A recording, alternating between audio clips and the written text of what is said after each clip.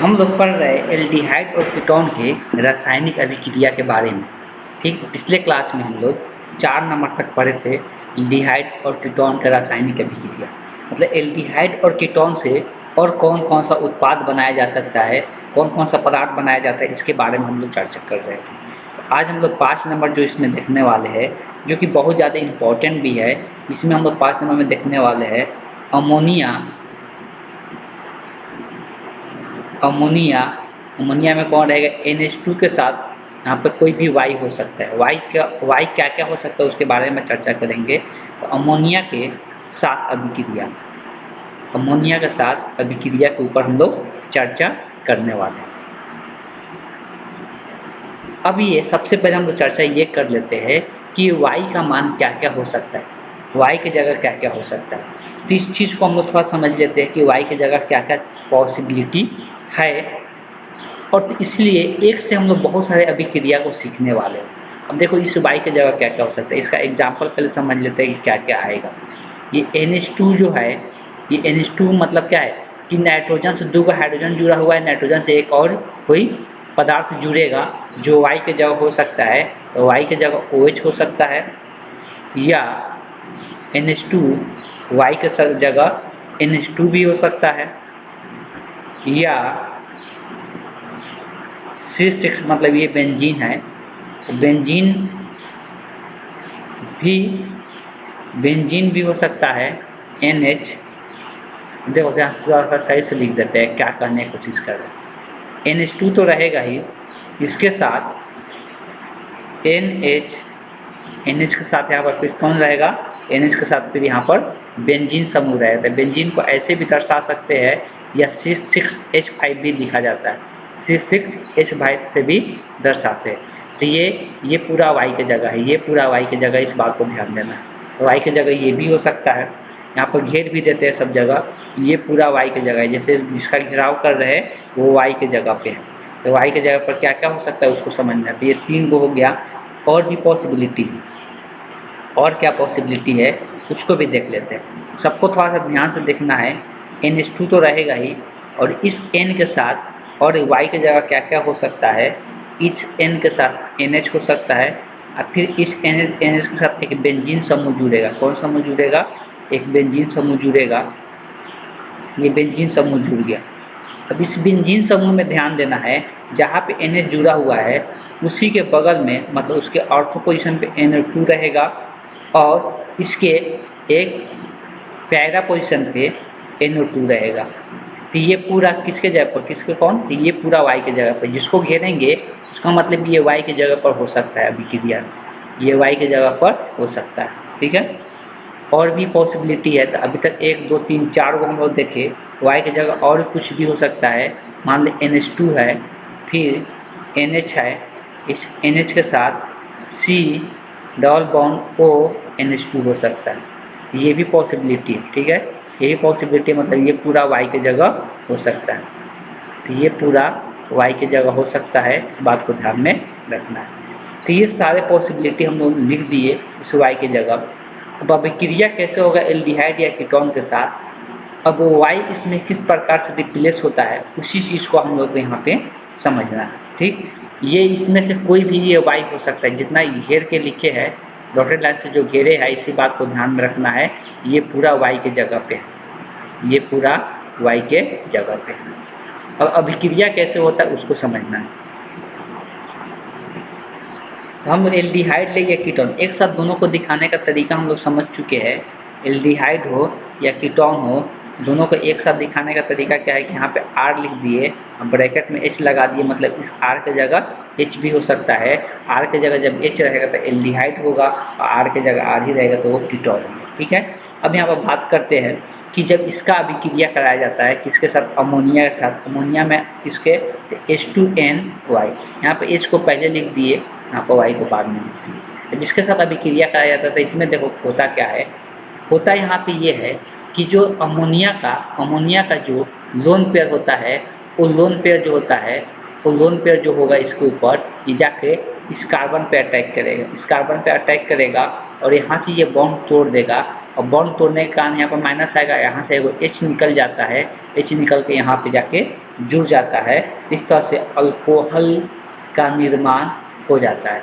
तो अगर इसका उत्पाद देखेंगे तो उत्पाद में कुछ नहीं चेंज होगा, बस C यहाँ पर सिंगल बॉन्ड हो जाएगा और H यहाँ पर इस वाले अमोनिया से 2 हाइड्रोजन है तो 1 हाइड्रोजन निकल जाएगा और ये जो नाइट्रोजन यहाँ पर जुड़ जाएगा और एगो H रहेगा, इसलिए एगो H यहाँ पे पहुँच गया और इसके साथ Y रहेगा। अब इस Y की जगह इसमें से कोई भी हो सकता है, इस बात को ध्यान में रखना है। और यहाँ पर R या H रहे और इधर भी R, यही उत्पाद के रूप में हम लोग को देखने को मिलेगा। ठीक है, अब इसका एग्जाम्पल देखा जाए तो बहुत सारा इसका एग्जाम्पल बन सकता है। अगर इसका एग्जाम्पल देखा जाए तो बहुत सारे एग्जाम्पल बन सकता है। हम लोग इसमें से कुछ एग्जाम्पल को देखते हैं। अभी R एल्डिहाइड हो या कीटोन हो, दोनों के लिए वैलिड है। ठीक है, बहुत सिंपल सा एग्जाम्पल एक लेते हैं, CH3COO, उसके बाद यहाँ पे H ले लेते हैं, तो ये क्या है, एल्डिहाइड है। H2N, हम Y की जगह सबसे पहले छोटा वाला जो OH था वो उसी को लेते हैं। तो सेम अभिक्रिया होगा, यहाँ का लोन पेयर यहाँ पे जाएगा, इस कार्बन पर अटैक करेगा, यहाँ से बॉन्ड टूटेगा, जैसे अभी बताया वैसे ही होगा और उसी प्रकार से यहाँ पे जुड़ जाएगा। इस कार्बन से यह वाला पहले दिखा देते हैं, यहाँ पर OH, यहाँ का हाइड्रोजन एक यहाँ आ जाता है और ये जो जुड़ा हुआ है NH2 यहाँ से NH हो जाएगा, इसलिए कि एक हाइड्रोजन यहाँ से निकल चुका है और NH से OH जुड़ा हुआ, OH को जोड़ दिए, पूरा समूह जुड़ गया। अब यहाँ बात कर रहे हैं, इधर हाइड्रोजन है, इधर एक CH3 है, यही उत्पाद के रूप में हम लोग को देखने को मिल जाएगा। ठीक, बहुत सिंपल सा अभिक्रिया को दर्शाया गया है। अब देखो हम यहाँ पे अभी थोड़ा सा चीज़ें मिस कर दिए, इसमें से जल का अणु भी बाहर निकलता है, थोड़ा सा भी मिटा देते हैं, इस लाइन को नहीं लिखना है एग्जाम्पल को, इसके बाद एग्जाम्पल को समझते हैं, इसके बाद एग्जाम्पल को समझते हैं।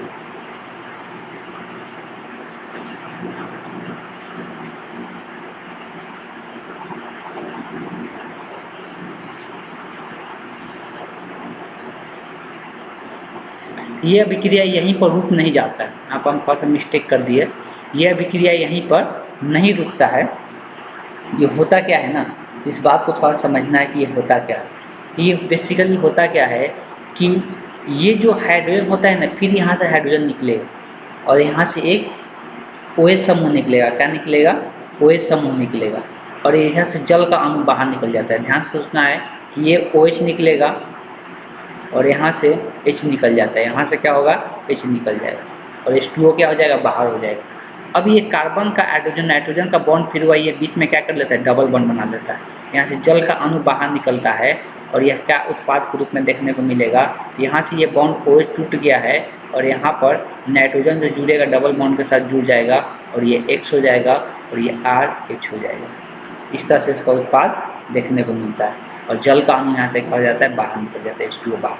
अब इसको डायरेक्ट दिखाने का तरीका क्या है, थोड़ा सा ध्यान देना है कि इस स्ट्रक्चर को, एग्जाम्पल नहीं है, इस स्ट्रक्चर को जो यहाँ पर दिखा रहे, इस R को इधर दिखा दिए, इस R को यहाँ पर दिखा दिए, हाइड्रोजन साथ में दिखा दिए, जो डबल बॉन्ड O था इसको यहाँ दिखा दिए, प्लस H2N और Y को यहाँ दिखा दिए। सिंपली होता क्या है कि ये H2 और O मिल के H2O बाहर निकल जाता है, ये डबल बॉन्ड N के साथ बन जाता है। डायरेक्ट याद रखने का तरीका ये है, तो डायरेक्ट ऐसे याद रख सकते हैं, यहाँ पे R है, यहाँ पे RH है और ये डायरेक्ट डबल बॉन्ड किसके साथ जुड़ जाएगा, N के साथ, ये NY का निर्माण कर लेता है। यहाँ से जल का अणु क्या हो जाता है, बाहर। ये डायरेक्ट हम लोग बता सकते हैं कि O और H2 बाहर निकल के यहाँ से डबल बॉन्ड O के साथ कौन जुड़ जाता है, N जुड़ जाता है। लेकिन क्रिया विधि जो होता है इस प्रकार से होता है, इस बात को भी ध्यान में रखना है। लेकिन डायरेक्ट हम लोग क्वेश्चन पूछा जाता है, डायरेक्ट ऐसे याद रख सकते हैं। अब हम लोग एग्जाम्पल करेंगे, उदाहरण कुछ कर लेते हैं, अलग अलग लेकर हम लोग चेक कर सकते हैं। मान लेते हैं CH3 है, C डबल बॉन्ड O है, इधर H है, प्लस H2N, Y की जगह सबसे पहले छोटा सा OH लेते हैं। अभी क्या बताया गया कि ये O और H2 क्या होता है, आपस में H2O का निर्माण कर लेता है और जो डबल बॉन्ड फ्री होता है वो नाइट्रोजन के साथ जुड़ जाता है। तो एक ही बार में डायरेक्ट दिखा सकते हैं, CH3CH है, CH पूरा दिखा सकते हैं और डबल बॉन्ड यहाँ पे क्या हो जाएगा, N हो जाएगा, N के साथ OH हो जाएगा, तो इसको ऐसे भी दिखा सकते हैं। यही उत्पाद के रूप में देखने को मिलेगा, प्लस में H2 होगा। अब हम लोग पर डिपेंड करता है कि ये जो हम लोग वाई क्या क्या ले सकते हैं, वाई इसमें से कुछ भी ले सकते हैं जो चीज़ें बताया गया। अब कुछ एग्जाम्पल और कर लेते हैं। CH3 CH2 C++O, एक यहाँ पर CH3 ले लिए। अब इस Y की जगह OH न लेके कुछ और लेते हैं, बहुत सारे चीज़ें ले सकते हैं जो कि बताया भी गया है। और क्या ले सकते थे, NH के बाद बेंजीन समूह ले सकते हैं। बेंजीन को हम लोग C6H5 से भी दर्शाते हैं, ठीक है। बेंजीन समूह किसी साथ जुड़ा रहता है तभी क्रिया। ध्यान रखना है जिस नाइट्रोजन पे 2 हाइड्रोजन है उसी के साथ ये ऑक्सीजन जाएगा, ठीक है, उसी के साथ ये ऑक्सीजन जाएगा और ये H2O का निर्माण है। ये नाइट्रोजन इस कार्बन के साथ जुड़ेगा डबल बॉन्ड के साथ, गलती नहीं करना है, ठीक। उत्पाद के रूप में क्या देखने को मिलेगा, CH3 CH2 C इस वाले नाइट्रोजन के साथ। अब देखो इसको दिखाने के लिए इस CH3 को नीचे दिखा देते हैं, थोड़ा सा अच्छा लगेगा दिखने में। ये जो डबल बॉन्ड है इसके साथ ये नाइट्रोजन जुड़ जाएगा। उसके बाद क्या है, NH है, NH के बाद बेंजीन समूह है C6H5, उसका जल का अणु क्या हो जाता है, इससे बाहर निकल जाता है। ये उत्पाद के रूप में देखने को मिलेगा। चलिए कुछ और एग्जाम्पल लेकर देख लेते हैं।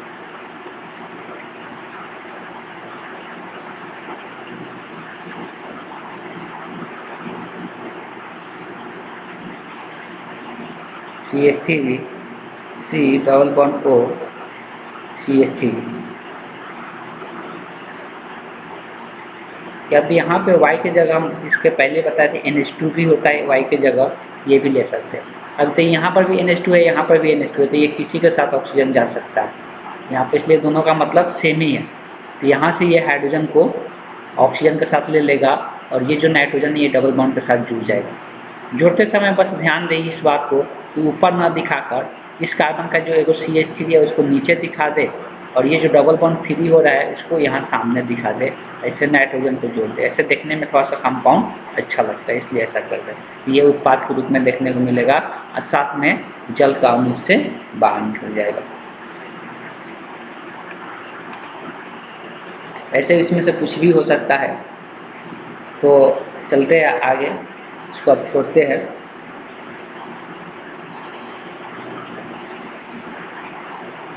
छः नंबर हम लोग अभी क्रिया अब देखेंगे। फास्फोरस पेंटाक्लोराइड के द्वारा एल्डिहाइड और कीटोन की अभिक्रिया।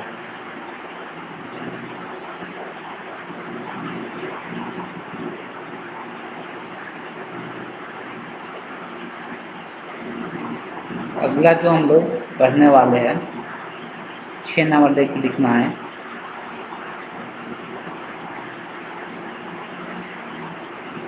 फास्फोरस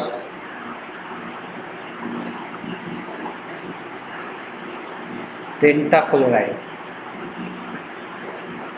फास्फोरस पेंटाक्लोराइड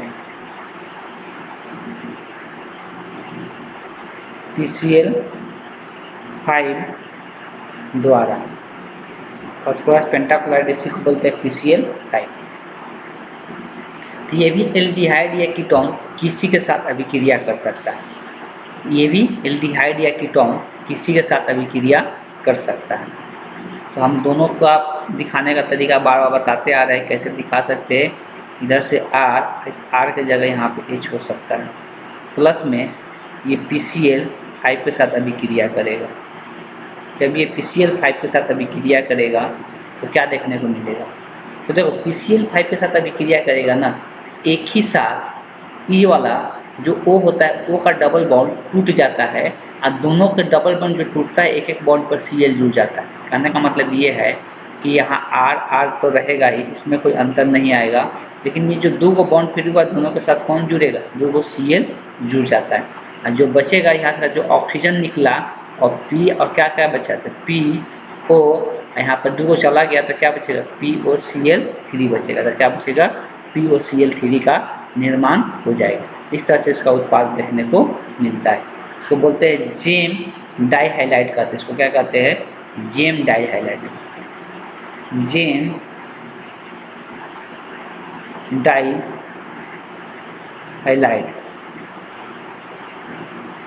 जेम डाइहाइलाइड इसको हम लोग कहते हैं।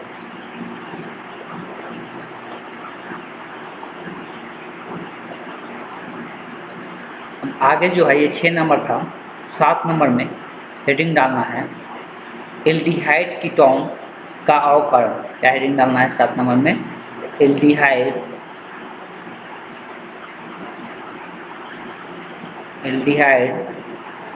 और कीटोन का अवकरण। देखो जब एल्डिहाइड कीटोन बना रहे थे तो वहाँ पे हम लोग ऑक्सीकरण का आ रहे थे, अब यहाँ पर क्या कराएंगे? अवकरण कराएंगे। ऑक्सीकरण अवकरण में क्या अंतर होता है? तो देखो, ऑक्सीकरण में हाइड्रोजन बाहर निकलता है और अवकरण में हाइड्रोजन जुड़ता है। उसमें हाइड्रोजन बाहर निकल रहा था, इसमें क्या होगा? हाइड्रोजन जुड़ेगा। तो हाइड्रोजन जुड़ेगा तो इसलिए इसको हम लोग क्या कहेंगे? अवकरण कहेंगे। ये एल्डिहाइड और कीटोन दोनों के लिए होता है और दोनों को इसमें हम लोग अलग से दिखाएंगे। सबसे पहले एल्डिहाइड के लिए दिखा दें। एल्डिहाइड का जनरल रूप क्या होता है? यहाँ पर H तो रहेगा तो इसको हम एल्डिहाइड कहेंगे, बाकी तो इधर R कोई भी समूह हो सकता है। 2 हाइड्रोजन जुड़ेगा, 2 हाइड्रोजन जुड़ के अवकरण का घटना होगा। अवकरण कराने के लिए कौन कौन सा ये उत्प्रेरक के रूप में रहता है? NiH2 और कुछ यहाँ पर उत्प्रेरक यूज किया जाता है जो कि बोला जाता है ये अवकरण एजेंट है। LiAlH4 ये अवकरण एजेंट ये ले सकते हैं, या के रूप में लिखा हुआ है NaBH4 भी अवकरण एजेंट है, या NiH2 भी अवकरण एजेंट होता है। ये सब अवकरण कराने के लिए उत्प्रेरक के रूप में कार्य करता है। सिंपल होता क्या है कि ये दो जो हाइड्रोजन है, एक हाइड्रोजन इस पर जुड़ेगा, एक हाइड्रोजन इस पर जुड़ेगा, बीच का बॉन्ड क्या हो जाता है? टूट जाता है। तो क्या देखने को मिलता है? RC। यहाँ पर कितना हाइड्रोजन आ जाएगा? 2 हाइड्रोजन, इसलिए कि एक हाइड्रोजन पहले से था, एक हाइड्रोजन यहाँ पे आ रहा है। अब यहाँ पे जो कार्बन का बॉन्ड O के साथ था, O के साथ रहेगा, लेकिन यहाँ पर ये सिंगल बॉन्ड हो जाएगा और O के ऊपर भी एक हाइड्रोजन आ जाता है। तो एक हाइड्रोजन यहाँ पर, एक हाइड्रोजन यहाँ पर, ये अल्कोहल का निर्माण इस प्रकार से हो जाता है। तो ये जो अल्कोहल बनता है इसको हम लोग बोलते हैं ये प्राथमिक अल्कोहल का निर्माण होता है। ये प्राइमरी अल्कोहल बनता है और इसका तो ये ध्यान में रखना है, ये कौन सा अल्कोहल बनता है? ये प्राइमरी अल्कोहल बनाता है एल्डिहाइड, और कीटोन से बनाएंगे तो द्वितीयक अल्कोहल बनेगा। ये प्राइमरी अल्कोहल का निर्माण होता है। अल्कोहल अगर हम लोग कीटोन से बनाएंगे तो उसके द्वितीयक अल्कोहल का निर्माण होता है। ये क्या कहते हैं? ये एल्डिहाइड का। हमको पहले से ही पता है कि इसको हम एल्डिहाइड कहते हैं। इसको याद नहीं होगा नाम, तो याद भी रखना जरूरी है। उसको हम लोग क्या कहते हैं? एल्डिहाइड के नाम से जानते हैं। कीटोन लेते हैं तो कीटोन के लिए क्या दिखाना पड़ता है? RC⋯O R, दोनों तरफ R रहेगा तो उसको हम लोग क्या कहते हैं? कीटोन कहते हैं। इसको हम लोग कीटोन के नाम से जानते हैं। तो कीटोन का जब ऑक्सीकरण का अवकरण कराते हैं, इसमें भी सेम प्रोसेस होगा। ये डबल बॉन्ड टूटेगा, एक हाइड्रोजन यहाँ पर और एक हाइड्रोजन यहाँ पे आ जाएगा। यहाँ से भी जो अवकरण एजेंट है क्या क्या होता है, तो ऊपर में जो लिखा हुआ है वही सब एजेंट होगा। या तो ये यूज करे, या का मतलब कोई एक ही यूज करेंगे तो यह अभिक्रिया करा देगा। ठीक है, सबका यूज करने की जरूरत नहीं है, लेकिन अवकरण सारा एजेंट को दिखा दिया जा रहा है। ठीक, तो सेम प्रोसेस होगा। R, इस C के ऊपर एक कार्बन आ जाएगा, इधर भी R है, और फिर ये जो O है इसके ऊपर भी एक कार्बन आ जाएगा। तो यहाँ पर देख सकते हैं जिस कार्बन से, यहाँ पर देख सकते हैं कि जिस कार्बन से OH समूह जुड़ा हुआ है वो 2 अलग कार्बनों से जुड़ेगा, इसलिए इसको हम लोग क्या कहते हैं? सेकेंडरी अल्कोहल के नाम से जानते हैं। इसको हम लोग सेकेंडरी अल्कोहल के नाम से जानते हैं।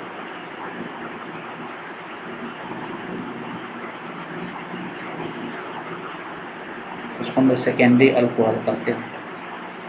इस तरह से अवकरण कराकर प्राइमरी और सेकेंडरी अल्कोहल का निर्माण किया जाता है।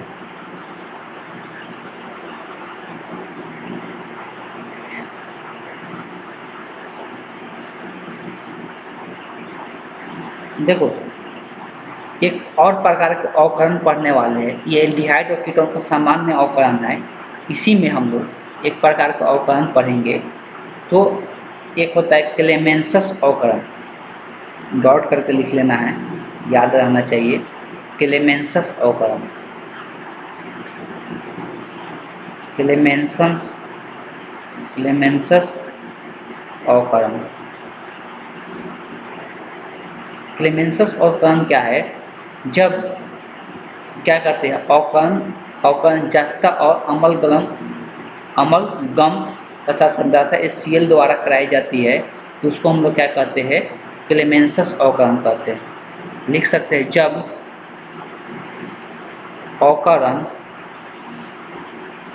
अवकरण जस्ता अमलगम, जब अवकरण जस्ता अमलगम जिसको हम लोग लिखते हैं ZnHg तथा सांद्र HCl के द्वारा कराया जाता है, HCl द्वारा कराया जाता है, उसे क्लेमेंसन अवकरण कहते हैं। क्लेमेंसन अवकरण कहते हैं। ये अवकरण के रूप में जब ZnHg का प्रयोग किया जाता है सांद्र H2SO4 के सांद्र HCl की उपस्थिति में, तो उस वाले अवकरण को हम एक नाम देते हैं, क्लेमेंसन अवकरण के नाम से हम लोग जानते हैं। इसमें क्या होता है, एल्डिहाइड हो या कीटोन हो, एल्डिहाइड हो या कीटोन हो, ये डायरेक्ट क्या हो जाता है, डबल बॉन्ड खत्म हो जाता है, इसको 2 हाइड्रोजन आ जाता है। जैसे कि हम एल्डिहाइड ले या कीटोन ले, ये भी दोनों के लिए वैलिड होगा, एक ही बार में यहाँ पर दिखा रहे हैं। एल्डिहाइड ले या कीटोन ले, इसमें कितना हाइड्रोजन यूज किया जाता है, एक बार में 4 हाइड्रोजन यूज किया जाता है, ठीक है। और इसमें जल का भी निर्माण होता है, इस बात को ध्यान में रखना है। तो अवकरण के रूप में ZnHg का यूज करते हैं और सांद्र HCl4 का यूज करते हैं। देखो 4 हाइड्रोजन जो होता है, तो 2 यहाँ से बॉन्ड टूट के 2 हाइड्रोजन यहाँ पे लग जाता है इस कार्बन के साथ, और 2 हाइड्रोजन एक ऑक्सीजन को लेकर जल का निर्माण कर लेता है। सिंपल जब यहाँ पे इसका 2 बॉन्ड फ्री हुआ तो कुछ ना कुछ जुड़ेगा ना, तो यहाँ पर 2 हाइड्रोजन ही जुड़ जाता है, ठीक है, और R यहाँ पर H रहेगा, तो 2 हाइड्रोजन ही जुड़ जाता है, और साथ साथ 2 जो हाइड्रोजन बनता है ऑक्सीजन के साथ चला जाता है, तो 2H2O का निर्माण हो जाता है। सॉरी 2H2O नहीं, एक ही H2O का निर्माण होगा, इसलिए कि 2 हाइड्रोजन यहाँ आया, 2 हाइड्रोजन यहाँ, 4 हाइड्रोजन हो गया, ठीक। इस प्रकार से देखने को मिलता है। इसको एग्जाम्पल के तहत भी हम लोग समझ सकते हैं। एग्जाम्पल के तहत कैसे समझेंगे, दिखाते हैं।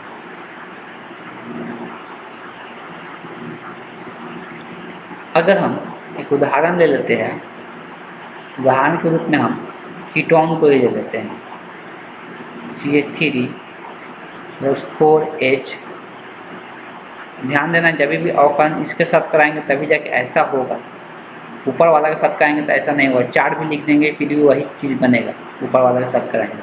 यहाँ दोनों कार्बन का बॉन्ड फ्री हो जाता है, ऑक्सीजन टूट जाता है, दोनों का जो हाइड्रोजन आ जाता है, इसलिए इसको हम लोग क्या कहते हैं, क्लेमेंडस अवकरण के नाम से जानते हैं। अब 2 हाइड्रोजन जो यहाँ पर बचता है वो के साथ चला जाता है और H2O का निर्माण कर लेता है।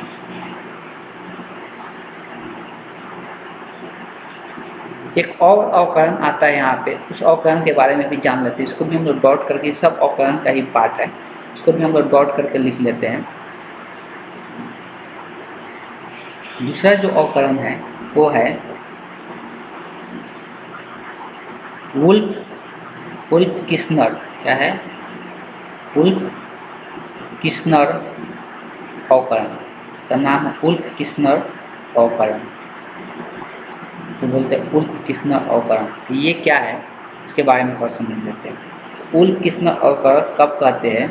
एल्डिहाइड कीटोन का एथिलीन ग्लाइकॉल के माध्यम में हाइड्रोजीन और KOH के साथ गर्म करने पर हाइड्रोकार्बन में अवकृत हो जाते हैं। इसी को हम लोग क्या कहते हैं, चलिए लिख भी देते हैं। जब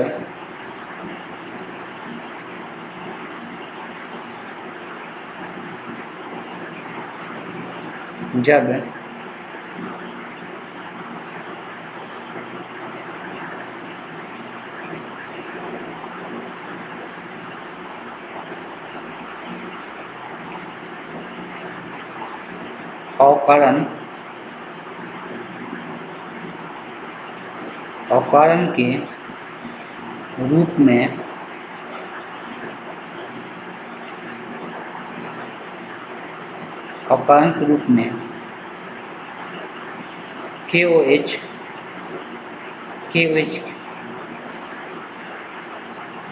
का KOH का प्रयोग करते हैं तो उसे उल्फ किस्नर अवकरण कहते हैं। उल्फ किस्नर अवकरण कहते हैं। यहाँ पर इसको समझते हैं क्या है। सबसे पहले इसमें एक यौगिक बनाना पड़ता है, उसके बाद ये इस्तेमाल किया जाता है उल्फ किस्नर अवकरण का। अभी हम लोग ऊपर में पढ़े थे, ऊपर में हम लोग अभी थोड़ा देर पहले ही पढ़े थे कि क्या होता है जब एल्डिहाइड हो या कीटोन हो, इसके साथ अभिक्रिया अमोनिया के साथ कराया जाता है। किसके साथ? अमोनिया के साथ। और वाई की जगह भी इधर क्या होना चाहिए? अमोनिया ही होना चाहिए। जब ये अमोनिया के साथ कराया जाता है तो अभी हम लोग थोड़ा देर पहले देखे थे कि ये O और H2 यहाँ से क्या होता है बाहर लेके निकल, H2O बाहर लेके निकल जाता है। मतलब अगर उत्पाद के रूप में देखा जाए तो R, और इस R को हम नीचे में दिखा देते हैं R के साथ H, और यहाँ डबल बॉन्ड के साथ किसके साथ जुड़ जाता है? N के साथ NH2 का निर्माण हो जाता है और प्लस में H2O निकल जाता है। ठीक है, जो ये बना, ध्यान दिया जाए, जो ये बना यहाँ पे, ठीक है, का निशान दे देते हैं। जो ये बना, इसको क्या किया जाता है? इसको एक अवकरण कराया जाता है। अवकरण किस में कराया जाता है? KOH के साथ कराया जाता है, और KOH के साथ इसको हीट किया जाता है, मतलब उष्मा दिया जाता है। KOH के साथ इसको क्या किया जाता है? हीट किया जाता है, उष्मा दिया जाता है। तो जब KOH के साथ इसको उष्मा देते हैं तो ये पूरा डबल बॉन्ड यहाँ से टूट जाता है और 2 हाइड्रोजन यहाँ पे आके जुड़ जाता है।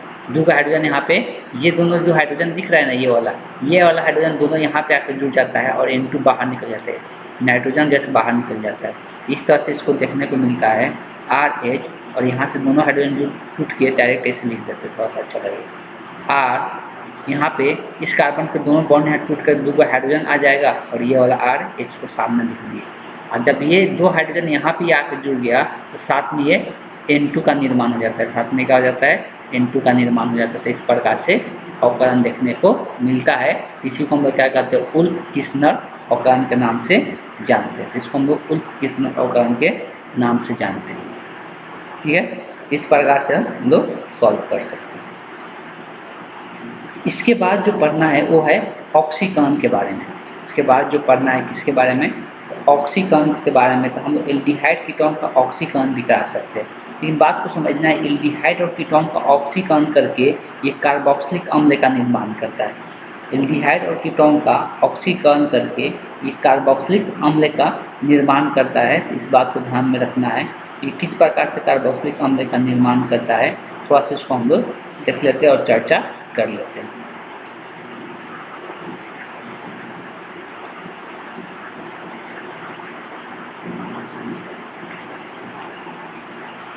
हेडिंग डालना है एल्डिहाइड और कीटोन का ऑक्सीकरण। ये कितना नंबर था? शायद 6 हो चुका था, तो ये 7 नंबर हेडिंग डालना है।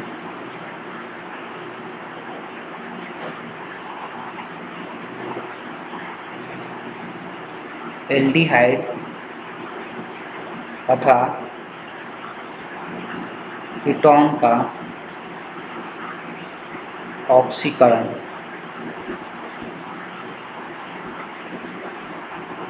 एल्डिहाइड तथा कीटोन का ऑक्सीकरण। सबसे पहले हम लोग एल्डिहाइड का देखते हैं ऑक्सीकरण में क्या होता है। ऑक्सीकरण एजेंट KMnO4 यूज किया जाता है, K2Cr2O7 HNO3, ये सब के सब ऑक्सीकरण एजेंट है। पहले भी हम लोग चर्चा कर चुके हैं। RC डबल बॉन्ड OH, ये क्या है? एल्डिहाइड है। जब एल्डिहाइड का ऑक्सीकरण या तो एजेंट दिखाया जाता है या इसको O से भी दर्शा दिया जाता है, तो ये भी बताता है कि ऑक्सीकरण हो रहा है। KMnO4 हो सकता है, K2Cr2O7 हो सकता है। तो जब एल्डिहाइड का ऑक्सीकरण किया जाता है तो ये कार्बोक्सिलिक अम्ल में कन्वर्ट, मतलब यहाँ पर OH बन जाता है। तो RC डबल बॉन्ड O, यहाँ पर क्या हो जाएगा? OH बन जाएगा। ये कार्बोक्सिलिक अम्ल का निर्माण हो जाता है, तो ये कार्बोक्सिलिक अम्ल बन जाता है। इधर क्या है? इधर है एल्डिहाइड। एल्डिहाइड का ऑक्सीकरण कराकर क्या बना दिए? एल्डिहाइड का ऑक्सीकरण कराकर कार्बोक्सिलिक अम्ल का निर्माण कर दी। कार्बोक्सिलिक अम्ल बन जाता है। इस बात को ध्यान में रखना है कि एल्डिहाइड का ऑक्सीकरण करा के क्या बनाया जाता है, कार्बोक्सिलिक अम्ल का निर्माण किया जाता है।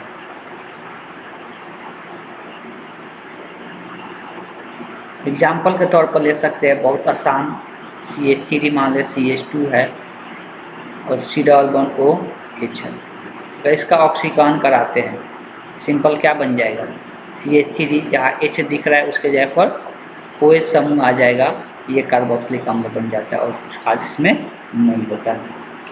लेकिन जब कीटोन का ऑक्सीकरण कराते हैं, जब कीटोन का ऑक्सीकरण कराते हैं, इसमें दो उत्पाद देखने को मिलता है। इसमें क्या होता है, दो उत्पाद देखने को मिलता है और दोनों को दोनों कार्बोक्सिलिक अम्ल में ही बदलता है, दोनों को दोनों कार्बोक्सिलिक अम्ल में ही बदलता है। इस बात को ध्यान में रखना है, दोनों को दोनों कार्बोक्सिलिक अम्ल में बदलता है। तो कैसे होता है इसको हम लोग देखेंगे। जनरल रूप पहले ले लेते हैं, यहाँ पे क्या चेंज हो सकता है जब कीटोन रहेगा, तो ये R की जगह पर कुछ भी हो सकता है, ठीक है, CH2R, दोनों तक ये R ले लिए, ये क्या है, तो ये कीटोन है।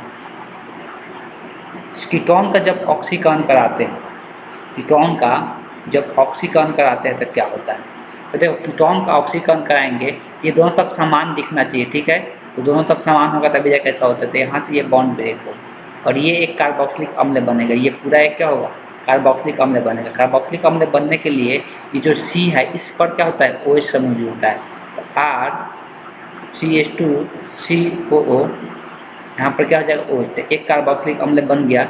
इधर वाला पार्ट भी कार्बोक्सिलिक अम्ल बनाता है, लेकिन ये कार्बोक्सिलिक अम्ल वाला जो कार्बन होता है ये कार्बोक्सिलिक अम्ल में कन्वर्ट होता है, ये वाला कार्बन, एक R है वो दिखा दिए, और ये वाला कार्बन कार्बोक्सिलिक अम्ल में कन्वर्ट होगा, मतलब इससे क्या होगा, C≡OH जुड़ेगा, तब जाके ये कार्बोक्सिलिक अम्ल का निर्माण। फिर से यहाँ पर ध्यान दे, नहीं तो गलत करने का चांसेस बहुत ज़्यादा बढ़ जाता है। यहाँ पर जो बता रहे हैं, ये जो R दिख रहा है, अब तो यहाँ से ये निकल चुका है, यहाँ से सिर्फ OH जुड़ गया तो कार्बोक्सिलिक अम्ल बन गया, लेकिन इसमें तो अब कार्बन कोई दिख नहीं रहा कि जिसमें डबल बॉन्ड O है, तो ये यही कार्बन का होता है कार्बोक्सिलिक अम्ल में बदलता है। ये कार्बन कार्बोक्सिलिक अम्ल में बदलने के लिए C≡O इससे जोड़ना पड़ता है और OH समूह जोड़ना पड़ता है, तब तक ये कार्बोक्सिलिक अम्ल में बदलता है। अब पहले ही बताया था कि ऑक्सीकरण में हम लोग ये नहीं देखते हैं कौन कहाँ से आ रहा है, ठीक है, कौन कहाँ से आ रहा है नहीं देखते, डायरेक्ट देखते कि उत्पाद क्या बन रहा है, ठीक है, इस प्रकार से ध्यान में रखना। इसका एग्जाम्पल एक लेकर समझ लेते हैं।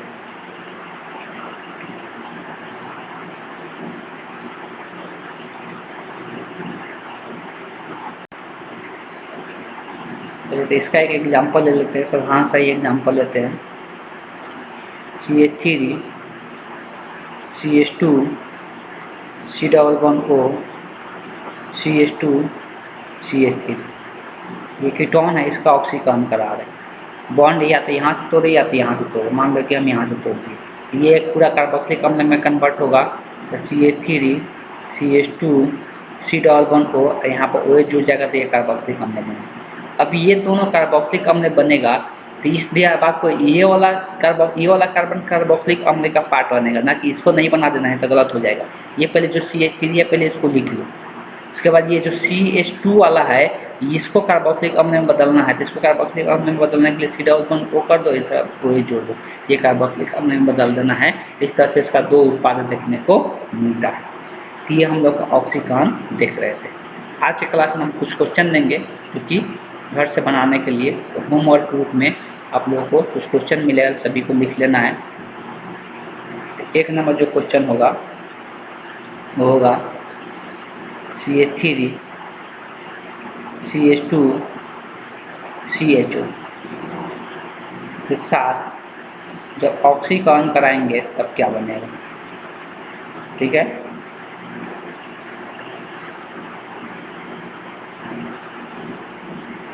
CH3 CH2 C≡OH, जब इसका हम अवकरण कराएंगे तो किस प्रकार का कौन सा अवकरण लेंगे, तो ZnHg HCl के रूप में इसका अवकरण कराएंगे, उत्पाद क्या बनेगा बताना है।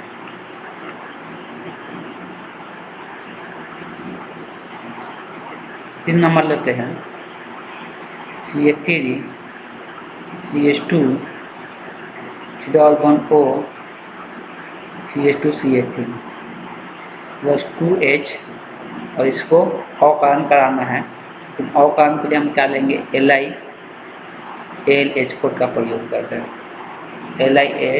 LiAlH4 का प्रयोग कर रहे हैं।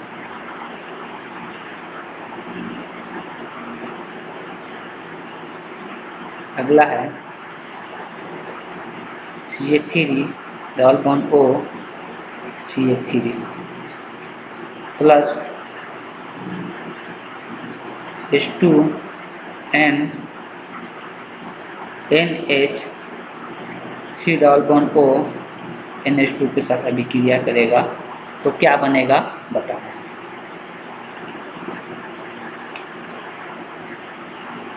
एक और लेते हैं,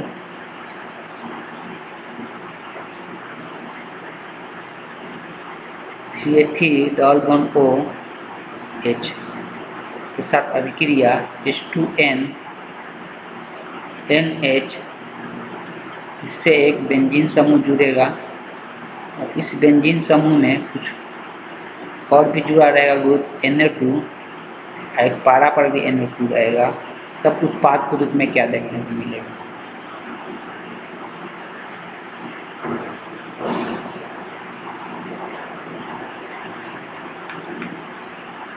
और भी एग्जाम्पल लेते हैं, CH3 CHO के साथ CH3 CH2 OH का अभिक्रिया करेगा, इसके प्रेजेंस में तो शुष्क HCl गैस के रूप में HCl होगा, ठीक। तब क्या बनेगा,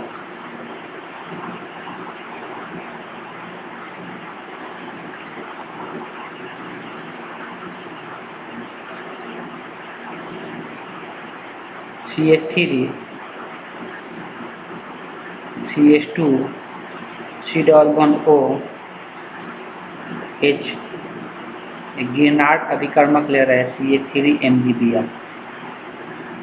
तब इसका उत्पाद क्या बनेगा, साथ में साथ इसको जल के अणुओं के साथ भी अभिक्रिया कराना है, तो इसका उत्पाद क्या बनेगा बताना है।